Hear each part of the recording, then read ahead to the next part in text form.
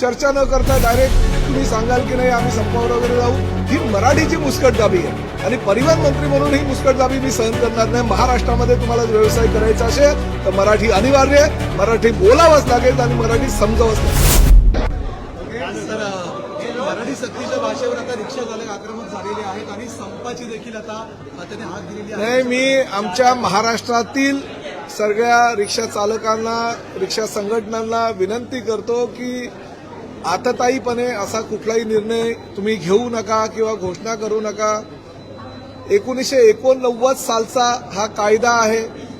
Permit चालू केल्यानंतर तत्कालीन परिवहन मंत्र्यांनी त्यामध्ये थोडासा बदलाव करून 2019 साली एक परिपत्रक काढलं होतं आणि ते परिपत्रक म्हणजे राज्यामध्ये मराठी भाषिकांची कुठलीही गळचेपी होऊ नये. पॅसेंजर जर मराठी असेल तर त्याच्याबरोबर मराठीमध्ये रिक्षा चालक असू द्या, टॅक्सी चालक असू द्या, ओला, उबेर, रॅपिडो चालक असू द्या, त्यांना मराठीमध्ये बोलणं अनिवार्य आहे.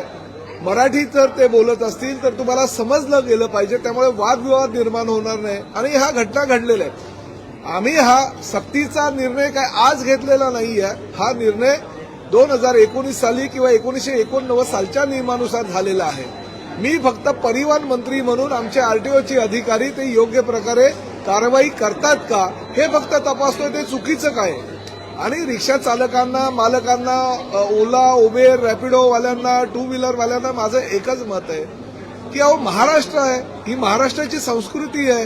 तुम्ही हेकेखोरपणे संपाचं हत्यार डायरेक्ट उपसताय हे पण योग्य नाही. मला निवेदन द्या, तुमचं काय मत आहे माझ्याशी चर्चा करा, मी तुम्हाला वेळ द्यायला तयार आहे. परंतु वृत्तपत्रांच्या माध्यमातून, वृत्तवाहिनींच्या माध्यमातून काहीतरी घोषणा करायच्या, काहीतरी लोकांना म्हणजे कुठेही अडचणीत आणण्यासाठी काहीतरी योजना हे परिवहन मंत्री आखतात असं बोलायचं हे योग्य नाही. माझ्याशी चर्चा करा ना, तुम्हाला काय हवंय, नियमावली काय आहे. जेव्हा बॅच घेतले, परमिट घेतले किंवा तुम्ही लायसन्स घेतले तेव्हा जे ॲफिडेव्हिट दिलं होतं त्या ॲफिडेव्हिटमध्ये काय काय लिहून दिलंय, तुम्ही स्वतः सह्या केलेल्या आहे त्याच्यावर टॅक्सी चालकांनी आणि रिक्षा चालकांनी. त्यामुळे ती अंमलबजावणी ही कायद्यानुसार होणं गरजेचं आहे. ती मी करतोय आणि का कायद्यानुसार करतोय याचं कारण आहे की अनेक तक्रारी दाखल झाल्या, गुन्हे दाखल झाले आहे, वादविवाद निर्माण झालेले आहे प्रवाशांचे आणि रिक्षावाल्यांचे आणि टॅक्सीवाल्यांचे आणि हे प्रकार कुठेही होऊ नये, थांबवावे. महाराष्ट्रामध्ये कायदा व सुव्यवस्था व्यवस्थित राहावी यासाठी जर परिवहन मंत्री म्हणून जर तुम्ही निर्णय घेत असेल आणि त्या निर्णयाचं स्वागत अनेक संघटनांनी केलेलं आहे, अनेक सामाजिक संघटनांनी केले. उद्या सकाळी 11 वाजता मंत्रालयामध्ये सगळ्या जे साहित्यिक आहेत ह्या राज्यातले मराठीवर प्रेम करणारे, मराठीचा प्रचार आणि प्रसार करणारे, त्यांची एक बैठक आहे. ते मला काही उपाययोजना यावर आहेत का त्याचं मार्गदर्शन करणारे. तुम्ही सुद्धा या. मी आवाहन करतो परिवहन मंत्री म्हणून चर्चेला तर बसा. चर्चा न करता डायरेक्ट तुम्ही सांगाल की नाही आम्ही संपावर वगैरे जाऊ, ही मराठीची मुस्कटदाबी आहे आणि परिवहन मंत्री म्हणून ही मुस्कटदाबी मी सहन करणार नाही. महाराष्ट्रामध्ये तुम्हाला व्यवसाय करायचा असेल तर मराठी अनिवार्य आहे, मराठी बोलावंच लागेल आणि मराठी समजावंच लागेल.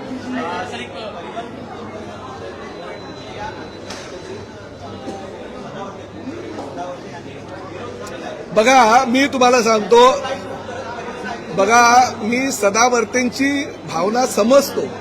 गेल्याच आठवड्यामध्ये ते जे एसटी चे जी आमची बँक आहे त्या बँकेवर त्यांचा चेअरमन होता आणि अचानक गेल्या आठवड्यामध्ये तिथे शिवसेनेची सत्ता आली. एकनाथ शिंदे साहेबांना मानणारा एक वर्ग तयार झाला आणि त्यांनी त्या ठिकाणी शिवसेनेची सत्ता आणली आणि धोबी पछाड केला सरदारवर्तेला. तर तो आता सरदारवर्तेला थोडंसं तो दुःख होणारच आहे ना. त्यामुळे माझं असं म्हणणं आहे की सदावर्तेंचं दुःख मी समजू शकतो, परंतु एक गोष्ट लक्षात ठेवा, अहो तुम्ही मराठी आहात. शशांक रावांना मला हे सांगायचं आहे, तुमचे वडील जेव्हा हे रिक्षा टॅक्सी संघटना चालवायचे आदरणीय शरदराव, ते सुद्धा ह्या मराठीची जी भूमिका आहे त्या भूमिकेला सहमत होते आणि राज्य शासनाला सहकार्य करत होते. किंबहुना त्या कालच्या मंत्र्यांना त्यांनी सांगितलं होतं की नाही महाराष्ट्रामध्ये आमचे जे टॅक्सी चालक आहे, रिक्षा चालक आहे त्यांना आम्ही स्वतः मराठी बोलायला प्रवृत्त करू. आणि वडिलांच्याच भूमिकेच्या विरोधामध्ये तुम्ही स्टेटमेंट करताय. एखादी बँक तुमच्या हातातनं गेली म्हणून तुम्ही परिवहन मंत्र्यांच्या विरोधात आणि मराठीच्या विरोधात भूमिका घेतात. असं काही करू नये. माझं असं म्हणणं आहे की दुसऱ्या राज्यामध्ये तुम्ही जा, कर्नाटकामध्ये जा, तेलंगणामध्ये जा, केरळामध्ये जा, तुम्ही परदेशामध्ये भरपूर काही लोक फिरतात. फ्रान्समध्ये जा, इटलीमध्ये जा, जर्मनीमध्ये जा, तेथील स्थानिक भाषांना प्राधान्य दिलं जातं. मग महाराष्ट्र काय वेगळं आहे का? तुम्ही महाराष्ट्राला आपल्या मराठीपासून का वंचित ठेवण्याचा प्रयत्न करायचा आहे? मराठीचा प्रचार आणि प्रसार करणं काळाची गरज आहे आणि ती तुम्ही आमच्यासोबत केली पाहिजे.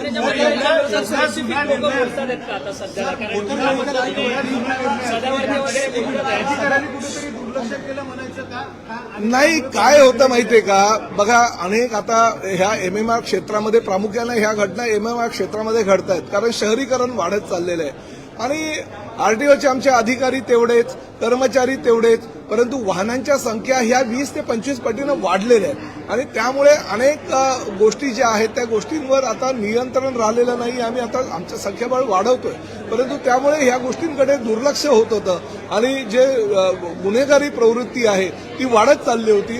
त्यामध्ये कुठेतरी नियंत्रण आणण्यासाठी आणि काहीतरी योग्य प्रकारे आता हे आमचे रिक्षा चालक, टॅक्सी चालक सुद्धा किंवा ओला, उबेर, रॅपिडो सारखे जे वाहन चालक आहे त्यांना मराठी कुठेतरी यायला पाहिजे आणि ही भांडणं जी आहे, जे तंटे जे आहे ते पोलीस स्टेशनमध्ये जातात सातत्यानं, ते कुठेतरी थांबले पाहिजे. म्हणून परिवहन मंत्री म्हणून मी कणखर भूमिका घेतली. मोटर व्हेकल ऍक्टवरती त्यांनी वोट केलेला आहे सरकारबद्दल. त्यांचं म्हणणं आहे की तुम्ही केंद्राच्या कायद्याला मी केंद्राचा कायदा आणि मोटर व्हेकल ऍक्ट नुसारच कारवाई करतोय.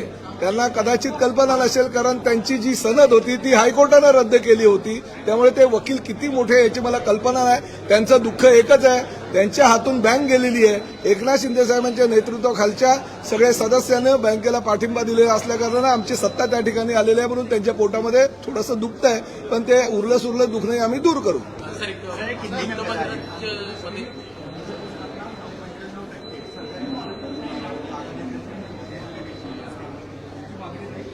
नाही, अजूनपर्यंत मी त्या विषयावर मला माहिती नाही आणि तो निर्णय सर्वस्वी मुख्यमंत्री आणि उपमुख्यमंत्री.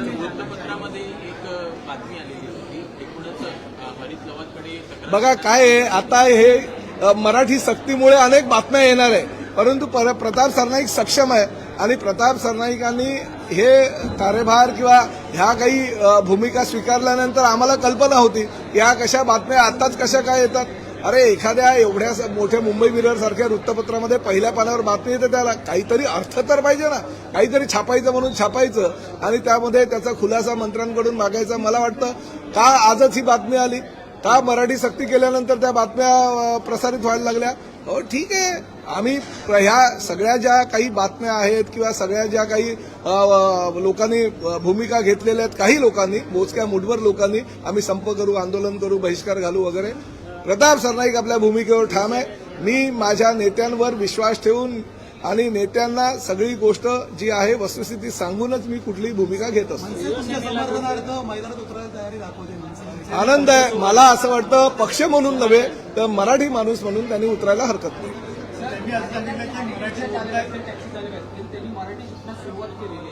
आनंद त्या गोष्टीचा वाटतोय. बरेच जण ऑनलाईन रिक्षा शिकतात, टॅक्सी शिकतायत. काही मनसे असू द्या, उबाटा असू द्या किंवा भारतीय जनता पक्षाच्या सुद्धा काही हिंदी भाषिक नेत्यांनी सुद्धा मराठीचे क्लासेस सुरू केलेले आहेत. आनंद या गोष्टीचा आहे. ह्या कामी जे काही सहकार्य लागेल ते सहकार्य आम्ही करूच, कारण उद्या साहित्यिकांची बैठक आहे. साहित्यिक सुद्धा काही मार्गदर्शन करतील आणि ते मार्गदर्शन केल्यानंतर आम्ही सुद्धा त्यांना काही सूचना करू.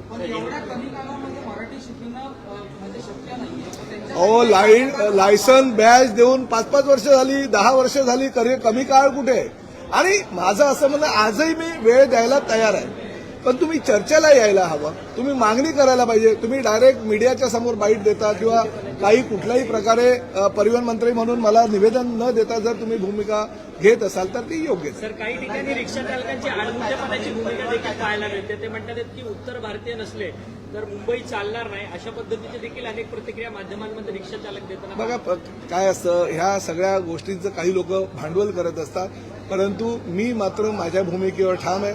महाराष्ट्रामध्ये जर व्यवसाय करायचा असेल तर प्रत्येकाला मराठी येणं अनिवार्य आहे. धन्यवाद.